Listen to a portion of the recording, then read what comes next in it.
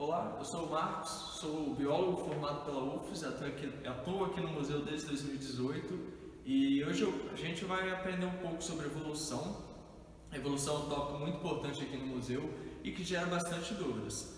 Acaba que a gente das ciências biológicas domina mais a questão da evolução por estudá-la, mas é importante que vocês, mediadores, dominem também e tenham noção dos conceitos básicos, mas principalmente que vocês entendam um pouco sobre os grupos que a gente trabalha aqui no Museu expondo e a característica de alguns animais, que é o que a gente tem para expor. Então, a gente trabalha basicamente com os vertebrados no museu, e os vertebrados são um grupo muito antigo, que são os animais com coluna vertebral, então é importante que vocês salientem. Explorem isso, mostrem as vértebras dos diferentes grupos e ressaltem que a vértebra é o que agrupa esses animais.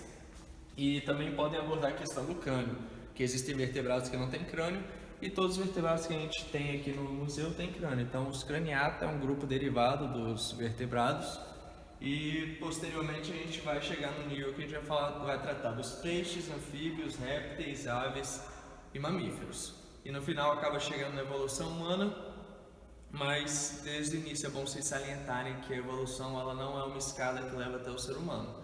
Então o ser humano está no final porque a gente vai abordar o restante do museu todo, os nossos temas, etc. Então, para ficar mais conectado, né, questão da exposição do museu, a gente optou por essa forma. Mas a gente poderia trabalhar qualquer outro animal lá no final que acaba que daria o mesmo. Mas enfim.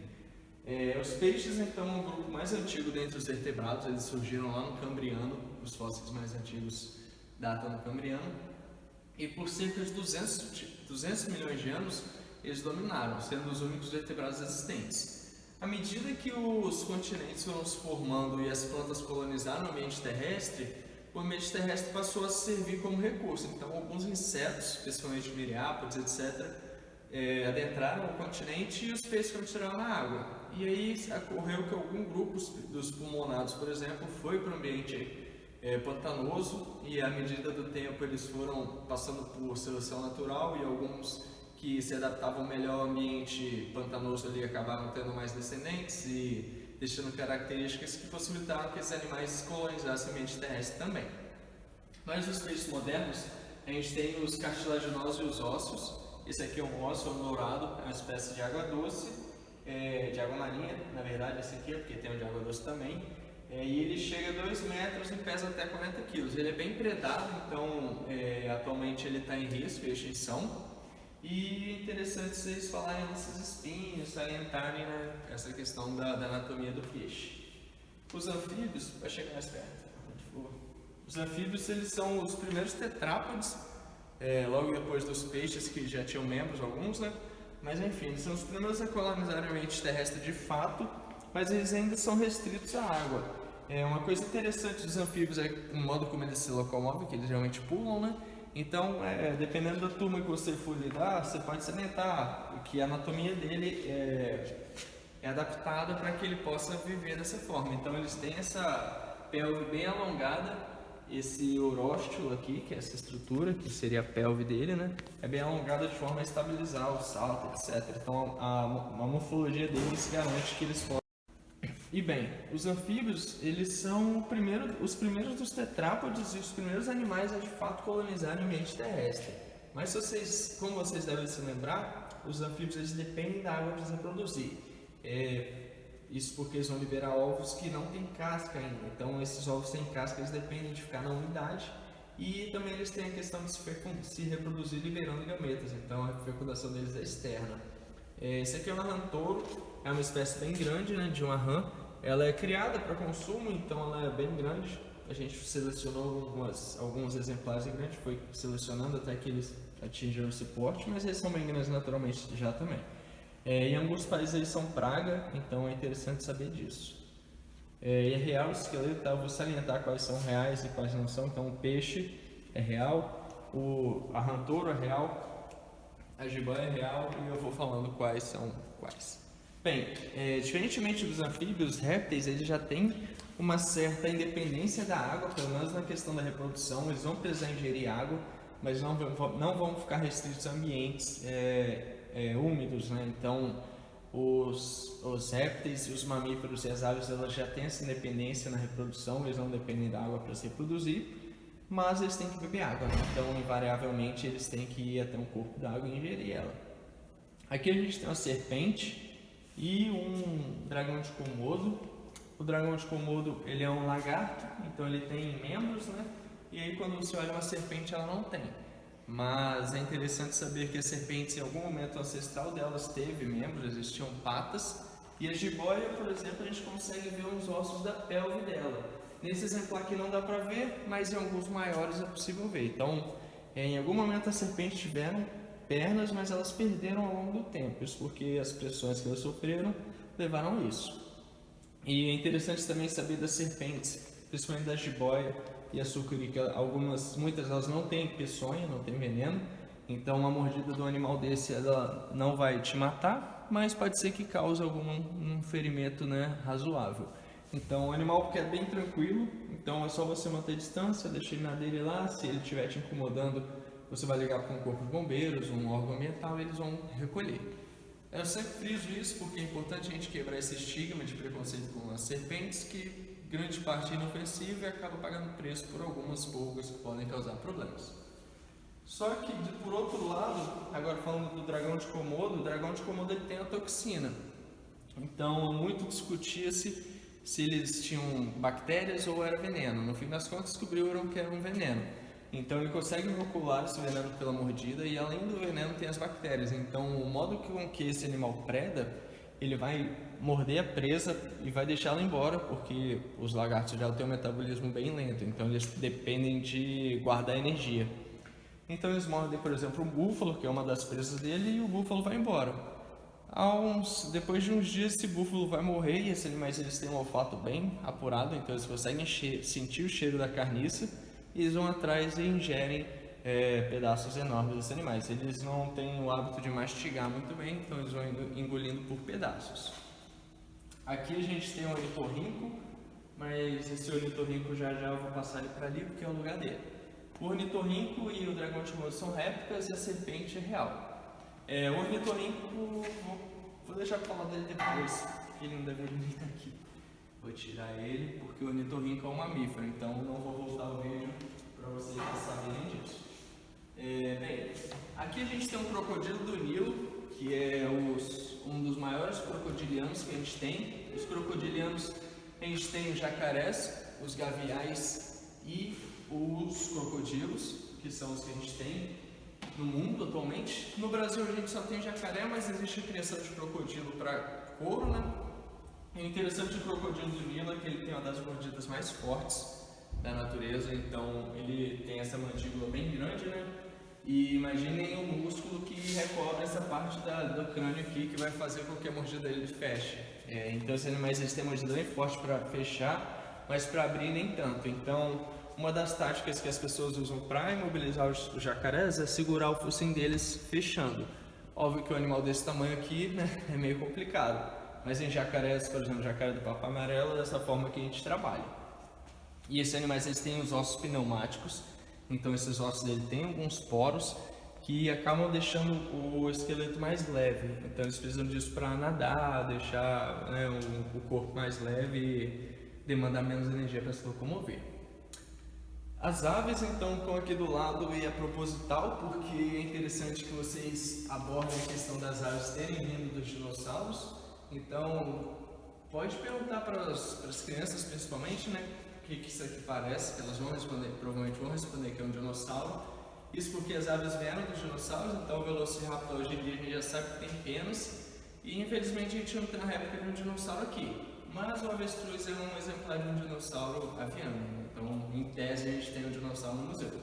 É um esqueleto real, então é interessante sempre falar um pouco da anatomia das aves, que ela tem esse externo, essa quilha bem desenvolvida. No frango a gente tem aquela quilha, né, que é comum em aves que voam, isso ajuda o peitoral a se fixar. As aves também têm a fúrcula, que é aquele ossinho da sorte, né? No caso do avestruz aqui é uma ossão. Elas não têm dentes, então elas não conseguem mastigar. A digestão delas vai ocorrer na moela e no proventrículo, que é aqui assim. Os pés das aves também são interessantes, porque as pessoas, na verdade, na hora de comer frango, elas se enganam. A gente, quando fala que está comendo a coxa, a gente está comendo a canela, e quando fala que está comendo a canela, a gente está comendo o pé. Então, a coxa da ave está aqui em cima, aqui no fêmur. Aqui está a canela, que seria a coxa que a gente come, né? Enfim, a tíbia e a fíbula. E aqui está o pé. Então, o pé das aves ela é bem alongado, e isso aí permite que o avestruz principalmente consegue se locomover bem rápido graças a essas pernas longas. E é a maior ave que a gente tem existente, né? Aqui tem um corte no crânio do avestruz, então podem abordar isso aqui, mostrando o tamanho do cérebro e a musculatura, principalmente o olho. E aqui a gente tem o ornitorrinco. O ornitorrinco é um mamífero já, então a partir daqui a gente já trabalha com os mamíferos. Os mamíferos surgiram ali no Cretáceo, no Triássico, mas eles só foram se diversificar de fato depois da extinção dos dinossauros. As aves surgiram logo depois da extinção surgiram no Cretáceo também, mas logo depois dos dinossauros serem extintos, elas tiveram um boom de especiação. Então, os dois grupos, mamíferos e aves, eles acabaram se desenvolvendo muito bem depois da extinção dos dinossauros, porque os dinossauros acabaram liberando nichos e esses animais foram preenchendo. Então, isso foi bem rápido. Então, os mamíferos, por exemplo, grande parte dos grupos que a gente conhece agora surgiram há cerca de 40 a 50 milhões de anos. Os monotremados, eles são os mamíferos que botam ovos, então o ornitorrinco é um deles. E é interessante que o ornitorrinco a gente tenta sempre trazer a questão do periornitorrinco, alguns exemplos concretos que talvez essas crianças conheçam. Então é interessante que esse animal tem um bico que parece um bico de pato, né? Mas é bem osso e tem uma textura meio filme de lábio. E eles têm esporões nos pés, então eles conseguem inocular veneno para esses esporões, principalmente o macho. O animal é bem interessante, ele não tem mamilo, o leite dele vai sair por glândulas no abdômen ali e é basicamente isso. O hipopótamo é um mamífero de grande porte que a gente tem lá na África, é um animal muito territorialista. Ele já é um parente dos porcos, das vacas, das baleias, e enfim. É um animal majoritariamente herbívoro, mas eventualmente tem registro dele comendo carne também. Então ele se alimenta meio que como um porco. A gente pode ver que eles têm os dentes bem grandes, né?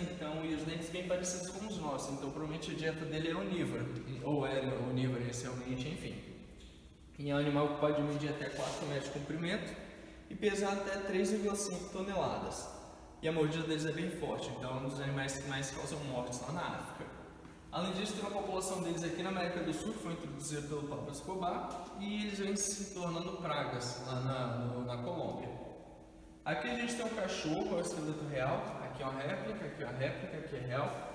E o cachorro é um canídeo que veio dos lobos, então na biologia a gente classifica como uma subespécie dos lobos. E esse aqui é um pastor alemão. E o dos cães eu sempre saliento como que a gente selecionou esses animais, isso porque se você pegar um pincher e botar aqui do lado o pincher, vai parecer um animal completamente diferente, mas ainda assim a mesma espécie. Dependendo da sua sorte ou do seu azar, um pastor alemão, por exemplo, pode cruzar com um pincher e gerar descendentes férteis, então é a mesma espécie. Então, a domesticação dos cães ocorreu mediante a gente disponibilizar recurso, comida, esses animais foram perdendo o medo de se aproximar do humano e o humano acabou domesticando ele com o tempo. E isso aí ocorreu há cerca de 30, 20 mil anos atrás, então é bem recente. Aqui a gente tem, por outro lado, um gato. Esse aqui é o dente de sabre. O dente de sabre é um tigre, não um tigre exatamente, mas é um felino que viveu no Pleistoceno, até cerca de 5 a 10 mil anos atrás. E tinha essas presas bem grandes, porque na época as presas deles eram bem grandes. Então imagine botar o punho aqui do lado, você vai ver que ele furava um punho nosso fácil. Então eles mais provavelmente predavam a gente e a gente provavelmente matava e brigava com eles por recurso também, porque nessa época o ser humano ele era um caçador bem ativo. Então o interessante deles é que, apesar desses grandes dentes, a mordida deles não era tão forte, isso porque a estratégia deles, que os estudiosos supõem que eles eram predadores de tocar, eles se escondiam, mordiam. E bem, como eu estava falando, o modo de predar deles, provavelmente eles preferiam pegar os animais de surpresa, porque se eles quebrassem o dente deles, provavelmente isso levaria eles à morte. E é comum que a gente encontre fósseis de hominídeos com perfurações de caninos bem grandes, então os animais provavelmente predavam a gente mesmo. E a anatomia dos felinos não é muito diferente disso. Uma diferença que a gente vê bastante neles é que eles eram bem robustos, então provavelmente eles eram animais bem fortes. Uma referência que vale sempre citar é o Diego da Era do Gelo, então é bom saber disso. Aqui é o macaco, a gente nessa parte aqui começa a chegar nos primatas e trabalhando nos primatas até o humano. Então o humano é classificado como primata por conta de diversas características. Se vocês olharem aqui, esse macaco-aranha aqui, ele tem clavícula, o gato não tem clavícula, o cachorro não tem clavícula, o avestruz não tem clavícula. Só os primatas têm a clavícula de fato, isso está aqui, e aí estimulam os alunos a encostarem na clavícula deles para eles saberem que eles também têm. Outra coisa é o crânio, se vocês olharem o macaco-aranha aqui é bem parecido com o nosso, né? Os olhos são virados para frente, a mão é bem parecida com a nossa. Se você olhar a anatomia aqui, a gente tem o polegar, os dedos e tal, também parecido mesmo. E uma diferença óbvia é a cauda. Então os macacos do Novo Mundo, são os macacos da América, eles têm cauda. E esse macaco aqui, o macaco-aranha, ele tem a cauda preensa, então ele consegue se pendurar pela própria cauda. Já os macacos do Velho Mundo, grande parte deles não tem cauda. Então aqui a gente tem o mandril, ou eles têm só um pedacinho de cauda, né? Mas o mandril não tem cauda. É o Rafik lá do Rei Leão, e ele é um parente dos babuínos, mas não é um babuíno propriamente dito. Eles têm os caninos bem grandes, e isso serve tanto para display, então isso evita que eles sejam predados, e eles têm cores bem chamativas, principalmente nas nádegas e no focinho. Então isso serve para atrair as fêmeas e para se guiar dentro dos manos. Chegando nessa parte, a gente já entra na parte dos hominídeos, então são primatas que são bem mais próximos da gente. Aqui a gente tem o orangotango, que é um grande primata asiático, e ele é bem alto, né, se vocês olharem, e é um animal bem inteligente. Isso é característica dos primatas em geral, mas nos hominídeos eles elevaram um pouco isso. Então, os orangotangos, eles aprendem a usar ferramentas. Tem vídeo de orangotango dirigindo carrinho de golfe, tem vídeo de orangotango serrando galho com um serrote, então os animais são bem inteligentes. Infelizmente eles são bem ameaçados porque a Ásia está em expansão e acaba que nas ilhas que eles vivem a ocupação humana está aumentando bastante, então eles vêm sofrendo grandes pressões. Enfim, a lenda do pé grande provavelmente veio dele, tá? Então olha o tamanho do pé dele, enfim. E eles têm os braços bem longos e eles sobem árvores bem altas. Aqui a gente tem um gorila, o clássico gorila lá do filme do Tarzan. Aqui é um gorila das costas cinzas, então é um macho. O macho do gorila ele tem esse crânio com essa crista enorme, isso permite que o masseter, o músculo da mastigação, se fixe aqui e ele tem uma mordida bem forte para mastigar grãos e etc. É um animal majoritariamente onívoro, herbívoro, o orangotango também, mas ambos consomem proteína ocasionalmente, né? O gorila então ele é bem forte, é bem robusto e é tido como um dos animais mais fortes do mundo, porque ele consegue erguer pesos absurdos. Ele pode chegar até 1,80 m e pesar até 230 kg. Eles têm uma pelve bem grande, isso aí ajuda a estabilizar o peso deles e eles se locomovem com os dedos assim, a gente chama de caminhada de knuckle, sei lá, não sei a tradução disso, mas enfim. Pode passar. E bem, após os primatas, a gente aborda a parte da evolução humana. E a evolução humana ela começa há muitos anos atrás. A evolução humana ela já é um fato, isso aí não entra nem em debate. E quando vocês forem abordar essa parte, eu sugiro que vocês deixem isso claro. Digam que a gente está estudando aqui o lado da ciência e que cada um acredita no que bem quiser. A gente respeita, mas aqui a gente vai tratar o que a ciência diz. Se alguma divindade fez isso, fica a critério de quem acreditar ou aceitar isso. Mas aqui a gente vai abordar o que a gente tem de dados e o que a gente tem de fósseis. Então, evitem ficar batendo muita boca, porque às vezes não vale a pena se desgastar também. Bem, o fóssil mais antigo que a gente tem atualmente é o Sahelanthropus, que é esse carinha aqui. Então esse cladograma ele é bem intuitivo, apesar de parecer confuso. A gente tem aqui embaixo uma linha do tempo. Ali embaixo tem os 7 milhões de anos, em milhões de anos, tá? Então 7, 6, 5, 4, 3, 2, 1 e 0. Então existem os números também, cada crânio vai ter um número e vai ter os nomes aqui. Então existe toda uma legenda que quando vocês tiverem sem visitantes, tal, vocês podem consultar aqui para tirar dúvidas, etc. E algumas informações bem úteis aqui. Mas eu vou falar para vocês o básico do básico. Há cerca de 7 milhões de anos atrás existiu algum primata que a gente nomeou de Sahelanthropus tiadensis, e esse primata a gente sabe que ele vivia mais em árvores. Apesar dele ter um porte parecido com o nosso, ele não era bípede, não andava de 2 pernas ainda, e provavelmente ele vivia igual um gibão. O gibão é um primata asiático que ele vive se balançando e andando em árvore. A gente sabe disso por conta da inserção da coluna vertebral dele, que não é tão reta igual um quadrúpede ali, ela é um pouco mais inclinada. Isso dá a entender que o animal andava com um crânio mais parecido com o nosso, nessa posição mais bípede, né? Enfim, não dá para inferir muita coisa dele porque não é um fóssil muito antigo. Mas o Ardipithecus, que é esse carinha aqui que surgiu há cerca de 6 a 5 milhões de anos, a gente já tem um esqueleto mais completo, e ele a gente vê uma clara transição de um animal arborícola para um animal, posteriormente um animal que vai ter um andar mais bípede. Então eles viviam bem em árvores também. Inicialmente a nossa linhagem ela vivia mais em árvores, mas descia ao solo ocasionalmente. Então era um andar mais de ficar se pendurando. Eu fui imitar, né? Porque não tem como eu fazer muito bem para vocês entenderem. Mas era algo nesse sentido, o animal andava meio que puxando assim, ou se equilibrando, enfim, ele usava os braços e andava meio que em pé, mas também abaixava e andava quadrúpede, igual um chimpanzé, por exemplo. E aqui já dá para ver que é um crânio bem mais parecido com o nosso, né, em comparação com um gorila, por exemplo, então não restam dúvidas de que é um possível ancestral, que é o animal que fez parte da nossa linhagem. E aí, há cerca de 4 a 5 milhões de anos, a gente já tem fósseis de 5 milhões de anos, os australopithecus surgem na linhagem dos fósseis, né? Então, os australopithecus a gente sabe que eles eram bípedes, eles têm um esqueleto completo ali que eu vou mostrar para vocês, e esses animais eram muito parecidos com a gente, até a dentição deles era igualzinha à nossa.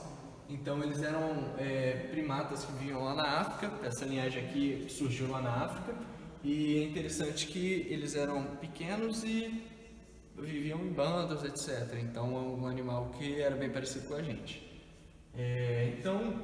Ao longo desses 4 milhões de anos, surgiram várias linhagens. A gente tem vários australopithecus, outras espécies, né? O gênero Homo, que é o que a gente está incluso, surge também, é cerca de 3, e os paranthropos, australopithecus mais robustos. Então a gente tem essa linhagem aqui que ficou mais bombada, dos australopithecus, e tem o gênero do Homo que ficou mais cabeçudo, então o cérebro ficou maior. O que diferencia o Homo do Australopithecus é exatamente isso, a questão do tamanho do cérebro. Nosso cérebro é maior que o dos Australopithecus, e isso aí possibilitou que a gente explorasse os recursos de maneiras mais inteligentes. Então provavelmente a nossa linhagem deu certo por conta disso, e hoje a gente domina o mundo e não eles, né? À medida que o gênero Homo surgiu, os Australopithecus foram sumindo. Isso aí tem vários porquês, mas o homem, por onde ele passa, ele tem um histórico de ir eliminando outras espécies que competem com ele. Então, o Homo rudolfensis é o primeiro do gênero Homo que a gente tem registro aqui no museu, uma réplica, provavelmente já tem algum outro descrito, mas aqui vamos tratar como se ele fosse o primeiro, e poucas informações a gente tem dele. Então, a dentição mesmo a gente não tem, mas dá pra ver que o crânio era bem mais alongado, né? Ele não tinha esse formato mais homem que a gente tem, que é um crânio, parece uma bola, né? Ele é mais oval do que alongado. O Homo habilis, então, ele surge há 2 a 3 milhões de anos e é a primeira espécie que de fato começa a usar ferramentas, né? Australopithecus a gente supõe que eles usavam alguma outra, mas o Homo habilis ele fazia ferramentas de fato. Então, a ideia do homem das cavernas, ela quebrava pedra e andava fazendo alguns sons estranhos, a gente tem alguns filmes, surge entre o Homo habilis e o Homo ergaster, mas o habilis a gente já vê que ele tem algumas pedras lascadas que eles utilizam para retirar ossos de animais mortos, enfim.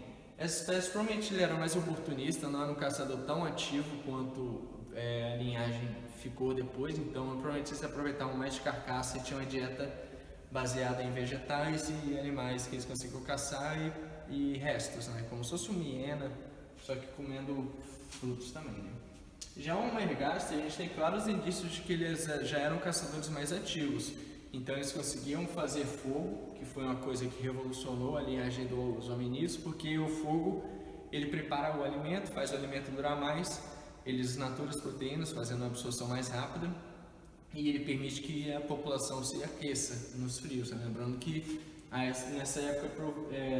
nesses últimos anos, esses últimos milhões de anos, decorreram diversas glaciações. Então, esses animais, provavelmente, esses humanos, vamos chamar de humanos porque é da nossa linhagem, provavelmente passavam bastante frio. Então, o fogo proporcionou diversas coisas que anteriormente não eram possíveis. Então, o Homo ergaster foi o primeiro a dominar o fogo de fato, e graças a isso eles se expandiram e começaram a migrar, inclusive, para fora da África.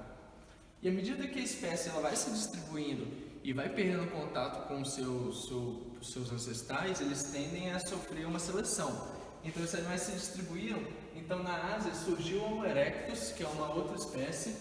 Na Rodésia, que é lá na Ásia também, surgiu o Homo heidelbergensis. Na Europa surgiram os Neandertais. Na África surgiram os Homo sapiens. E claro que isso tem uma ordem cronológica, mas é importante lembrar que a gente, o Homo sapiens, está aqui, mas a gente coexistiu com várias linhagens. Então vou começar pelos Homo erectus, que são mais antigos. Os Homo erectus surgiram há cerca de 2 milhões de anos e os crânios deles já eram bem parecidos com os nossos. Esses humanos eles viviam lá na Ásia, então eles usavam diversas ferramentas, como a gente achar ferramentas de bambu e algumas pedras lascadas bem elaboradas já. E eles sumiram com o tempo, e isso provavelmente foi causado pela interação com Homo sapiens, que gerou uma competição.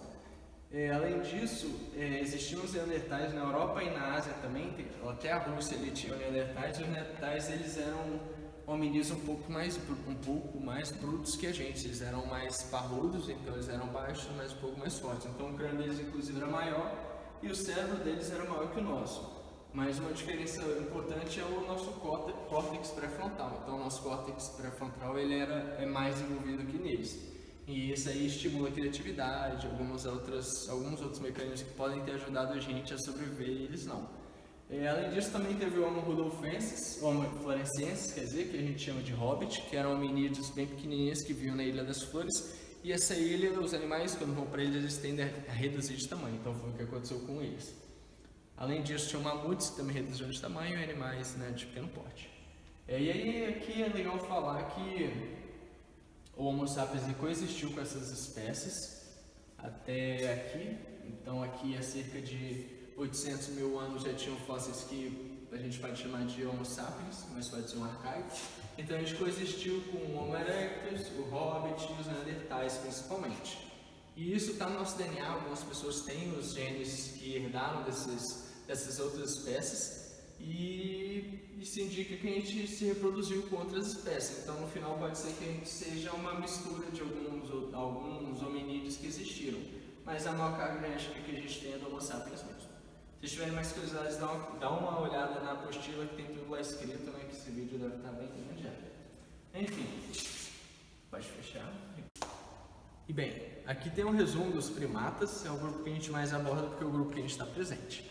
E aqui a gente tem a data em milhões de anos, tá? Então, há 63 milhões de anos já existiam registros de lêmures, então os lêmures são muito parecidos com os ancestrais dos primeiros primatas, e eles são animais insetívoros que habitam árvores, então eles têm esses olhos bem grandes e essas mãozinhas que servem para agarrar o alimento. Aqui tem um lêmure rato, se eu não me engano, lêmure anão, tem na apostila também, se eu não me engano, e ele é o menor lêmure que a gente tem, então o crânio dele é uma polegadazinha, né? Aqui a gente tem o Társio, que é um outro lêmure, eu vou chamar de lêmure, mas os Társios são um grupo à parte, e eles são bem esquisitos, né? Tem esses olhões, então o olho dele, para você ter noção, é quase tão grande quanto o cérebro dele, então é um animal bem interessante, e a saliva deles tem veneno, então é uma tática que eles têm para se defender e para predar também. São animais onívoros, tá? Aqui a gente tem os macacos do Novo Mundo. Os macacos do Novo Mundo são os macacos da América. E esses animais chegaram na América há cerca de 40 milhões de anos. Isso a gente supõe que foi por meio de balsas ou algo nesse sentido. alguma massa que forma tipo uma ilha que vai flutuando e a correnteza traz para a América. Provavelmente vieram lá da África e diversificaram ao longo desse tempo. Então hoje a gente tem bastante espécies de primatas aqui no Brasil, por exemplo, graças a esses que vieram antes.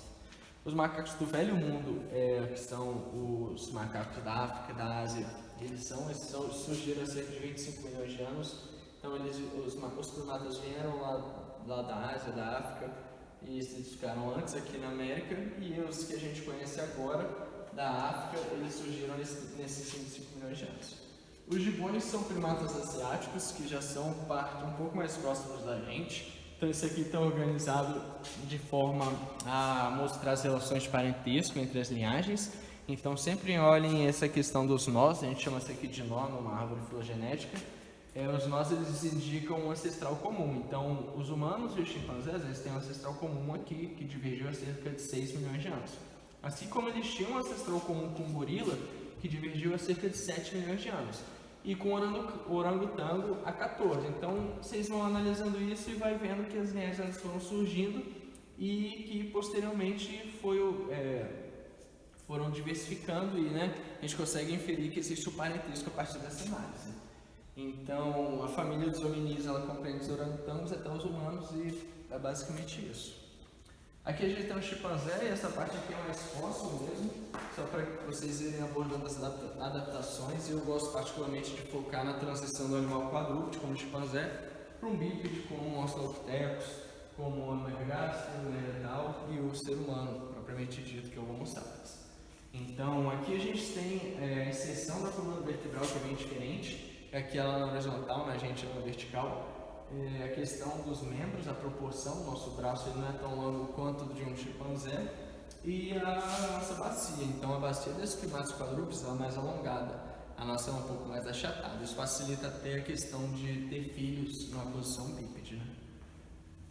Os chimpanzés são animais bem interessantes, que eles são predadores, são carnívoros, são onívoros, eles são caçadores ativos e eles conseguem... As sociedades dos chimpanzés têm culturas, eles conseguem transmitir isso uma para outra. Se você bota um chimpanzé para aprender alguma coisa, por exemplo, ele aprende muito rápido, eles aprendem só observando também.